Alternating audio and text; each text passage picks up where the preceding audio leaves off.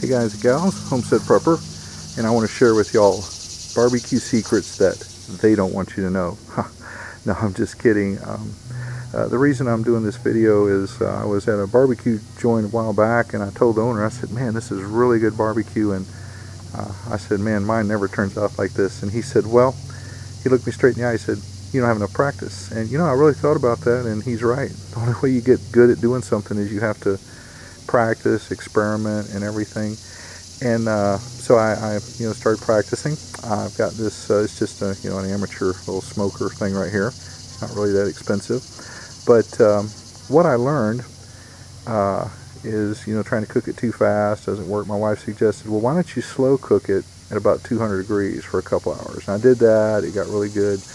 I tried. I think I did another video where I wrapped it in foil. But the old saying is, if you ain't wrapping it in foil, you ain't winning. But I'm not doing a competition barbecue here, guys. So this is just for one of our our family events. And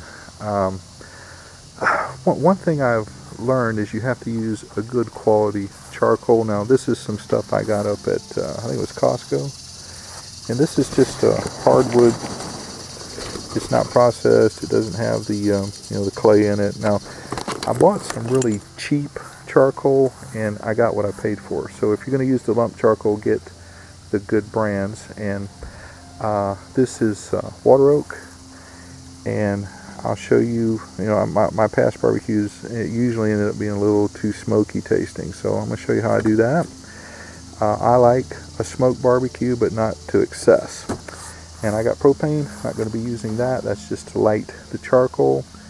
And I'll show you what that water is for. So let me get some ribs seasoned, and I'll show you how I do this. Okay guys, this is the secret rub, and we don't do anything special here. Mrs. HSP puts that garlic on there. Of course, we do put a mustard base on there, and just can't go wrong with garlic. And she's got some. That's something we love to cook with. Okay, a little bit of that.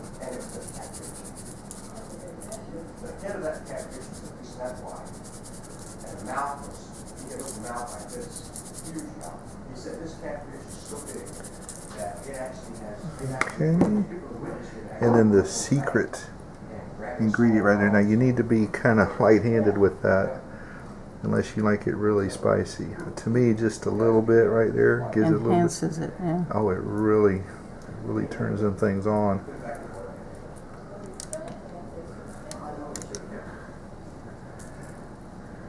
So a little goes a long way. You can always add more at the table. Now the sealer, which is some brown sugar. I know some people use honey and all that, but we like the brown sugar. And there's the well, it's not the finished product, but it's finished, from that. Finished seasoning. Yeah, that finished cooked. Put a little bit of that on there.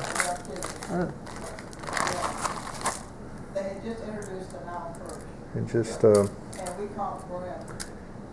liberal coating, and then she'll pat it on there. And then I guess you could let it sit for 30 minutes or whatever, but I'm gonna go fire an hour or whatever. Yeah, I'm gonna go fire up the grill. But that's basically all we're using is mustard, that, and I personally think they turn out excellent. A lot better than my ribs used to turn out. What do you think? Yeah. Yeah. And you were the one who came up with the seasoning. Yeah. Well, the next important step is slow cooking it. Right, and Mrs. HSP is the one who came up with the 200 degrees for 3 hours, and then that really makes these ribs tender, and they're just delicious. So, all right, well, she's got them ready. Let me go fire up the grill, and we'll get started. Okay, guys, I do not use lighter fluid. I mean, you can use tinder or whatever, or I could, use this whole thing right here, which seems to work pretty good. There for a second, trying to do it one-handed. There we go. Alright, we'll get those started.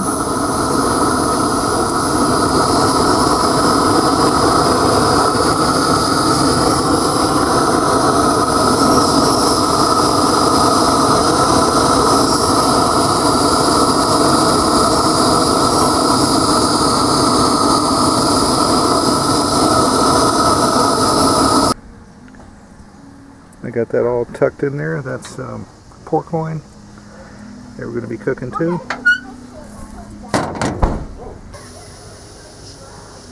Okay guys, I'm right at about a perfect temperature. I want to keep that right around that 200, I don't know, maybe 215, something like that.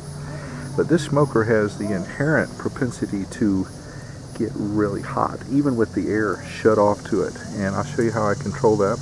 Now what I've done is I like to use, for about that much meat, over the course of 3 hours, I will use 2 of these pieces. Like I said, this is water oak.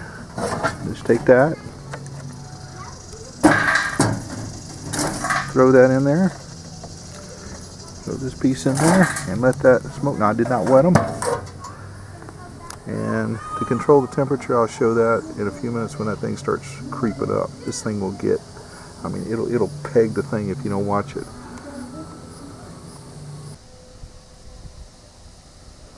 Okay guys, it's been over 3 hours and I've kept that temperature right at 200, and the last part of the cooking right here, I run it up around 250 or so.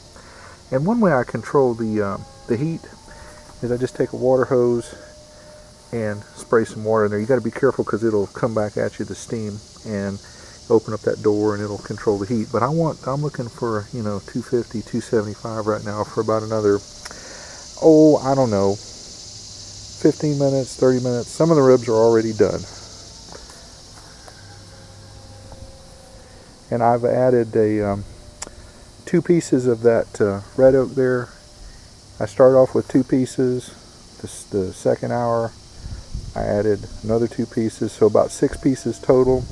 I just put another small piece in there just for the heck of it, for the stuff finishing up. Some of it's already ready and there's people already eating, so I need to finish this up.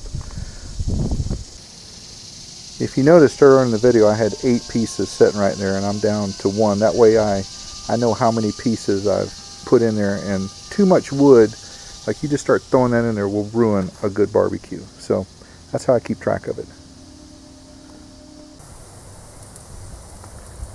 Alright, well, it's looking really good. I think they're about done.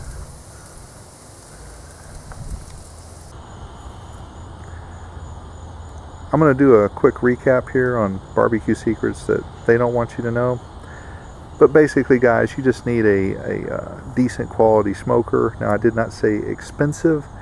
That smoker is one my wife got me. It came from Sam's. It didn't cost a whole lot of money, but it turns out some what I would call gourmet barbecue. It's really good.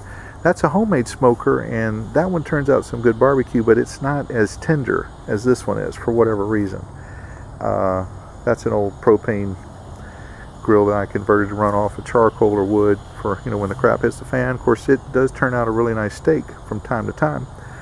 I mean, I would love to get one of those Chucky 2009 250-gallon reverse flow smokers, but it's kind of a little bit out of my price range, you know, for someone who's a backyard barbecue enthusiast like myself. So, guys, just a decent smoker that you can practice with is all you need. Good quality charcoal, a good quality smoking wood. Now, that's 8 pieces of water oak, and that's a very light smoke that it puts on the barbecue. And I haven't had anybody complain about my barbecue being too smoky. Well, not here lately anyway. In the beginning it was. And guys, there is nothing that will kill a barbecue worse than too much wood smoke. I mean, you put too much on there and it's like eating railroad crossing ties. It's nasty. Nobody wants that.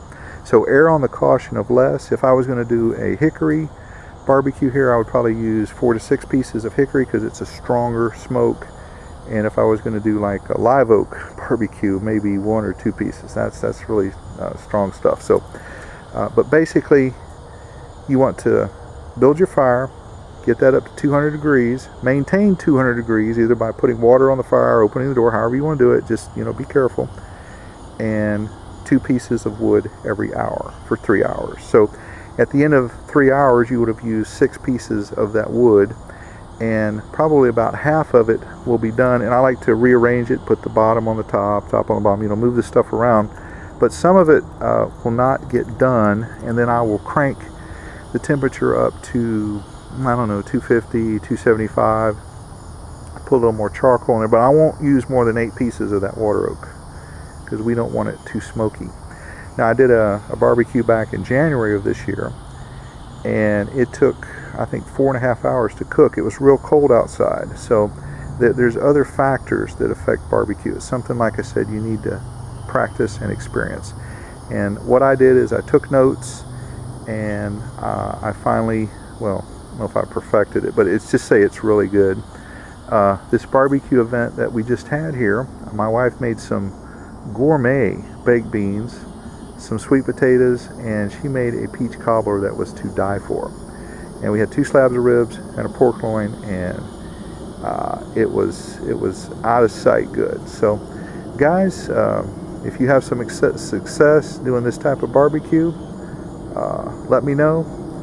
And I'm Homestead Prepper, out.